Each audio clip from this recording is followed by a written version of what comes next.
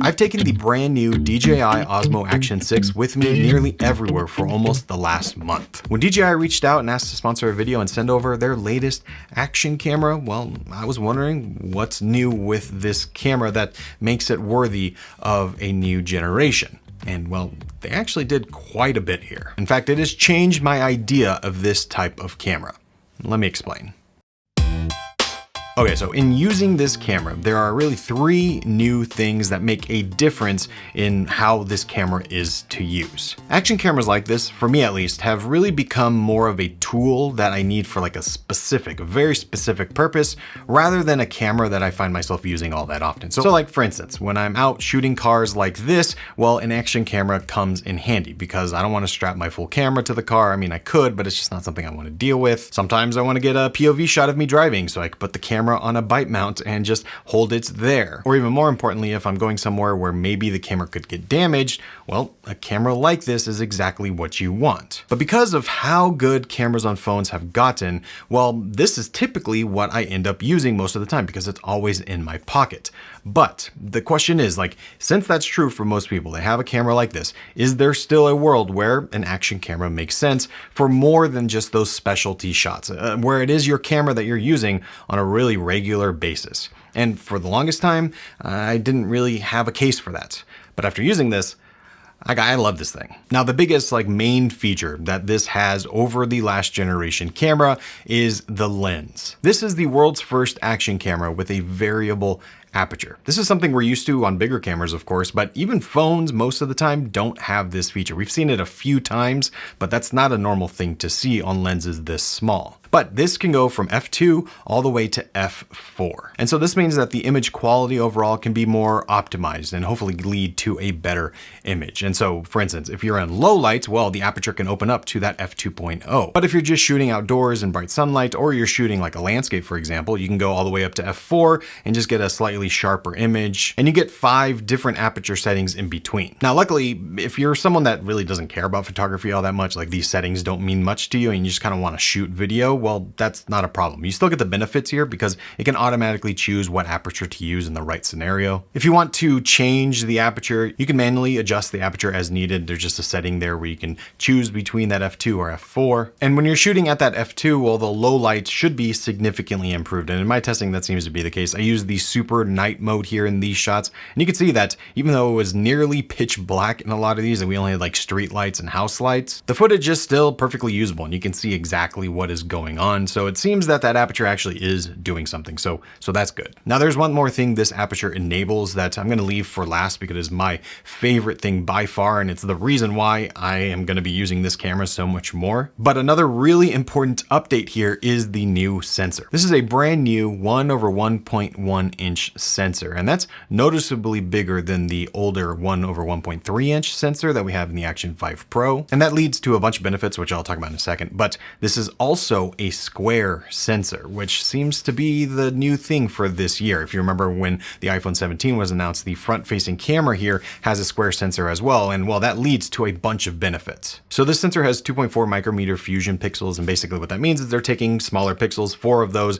and making them 1 pixel, which is nothing that we haven't seen before. This is, if you look at phones or many other products, this is a typical technique to get more quality out of a sensor. But this also gives 13.3 stops of a dynamic range. And you can see in some of this footage that the highlights are really well kept and so are the shadows. And so the sensor gives you a bunch of benefits. One is in low light, like I already mentioned with the aperture, then you pair it with this new sensor and the low light is even better. And the biggest benefit of this sensor to me is that you can then crop later on depending on what you're using. So if you want it for social media, if you want it for YouTube or whatever you're shooting, well, you have that flexibility and you can just crop it later. And you wouldn't be losing any quality because you're just cropping into the sensor as if you were shooting it in camera anyway. So those two features alone, I think, are a really big benefit over the last generation. They do make a noticeable difference, and you've seen some of the footage here. It looks great. But my absolute favorite new feature of this camera, and is something that I'm never really going to go without, is this. It's actually not a feature of the camera itself, but rather an accessory that you can add to it.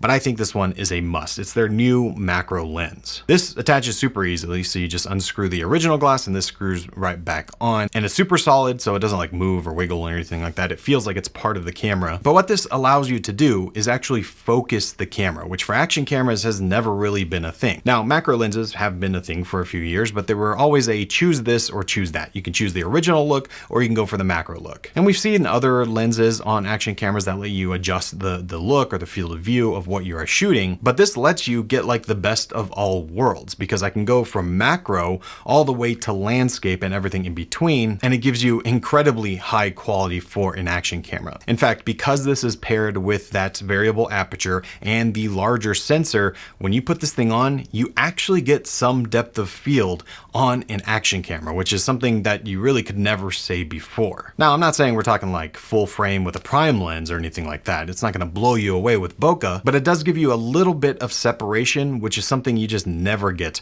on an action camera. And so the way this lens works is that you have like 3 general areas to choose from. You have macro, then you have like the person view, and then you have a landscape view. And they're all marked there, so you can easily turn the lens, which is how you adjust the focus. And so if you put it on the macro mode, well, everything close up is going to be more in focus. If you put it on the like person mode, well, if you're like holding it to vlog, like some of these shots, well, then you're going to be in focus. But then if you want to just shoot some kind of landscape or shoot something out in the world, well, then you put it to that landscape mode, and then that should be in focus. And if you see in this shot here of me talking to the camera, this is shot with this lens, and you can see that there is in fact some separation between me and the background. But when I switch over to this shot, which is the same basic idea, but I'm not using this lens, you can see that it looks more like your traditional action camera where everything is basically in focus. Both look good, but if I had to choose, I'm choosing the one with this lens. And so for me, what this means is that I'm able to shoot more things because I can actually selectively shoot what I want to focus on, which is something you just aren't able to do typically. Now, it's not all perfect, and I hope DJI continues to make updates here because it's not exactly easy to tell what's in focus on this little screen. So most of the time I'm guessing, and you can see in these shots, I mean, I completely missed it. I thought I was in focus because I put it in the right mode, but I just wasn't. So I almost wish there was like focus peaking or something like that to let you know when something is in focus. That would be a nice little update, even though it's just for the accessory that you don't actually have to have with this camera. But for me, this is a must. And so yeah, those 3 features really elevate the quality of this camera. And for me, make it something I actually want to shoot with outside of those specialty shots I mentioned. And one of my favorite things about this is that it is in the DJI ecosystem. So if you're in that world, well, these products communicate with each other. So it's got the same batteries that I have from last year, so I could just use those. If I want to use my DJI Mic 3 or my Mic Mini and I wanted to connect it directly to this with Osmo Audio, well, I can do that. It's still 10-bit with D-Log-M, so you can color grade after the fact, and there's a lot of data inside. And it works with all the mounts and accessories that you're used to. It has an upgraded dual direction quick release system, but works with many of the previous accessories you're used to. And like I said, the batteries are the same. So for instance, I have the DJI 360, and these batteries are cross-compatible, so I can just have a bunch of those and they work for all of my cameras. And so yeah, it's no surprise that every year DJI is coming out with these new cameras, but before they launch them and before I get to see them, I'm always wondering what the next thing is. And I'm pleasantly surprised with this one. Last year with the 5, it was all about that dynamic range. This year though, it really seems about what that sensor is able to capture with both the sensor size and the new lens. But I think for a lot of people, the question still is, why would I use this when I already have this? And well, that question is something that I continually ask myself. And for a long time, this just felt better because it's really good quality and it's already in my pocket. But this is a specialty tool that now that I've been using it, I've taken it with me nearly everywhere. It helps me get shots that I otherwise probably wouldn't be getting because it's more discreet, it's smaller, I don't have to worry about it as much, and I can still use my phone for all phone things without having to think about recording. I don't know. I really like this thing. All the new features really do make a difference, and I'm glad they're making this.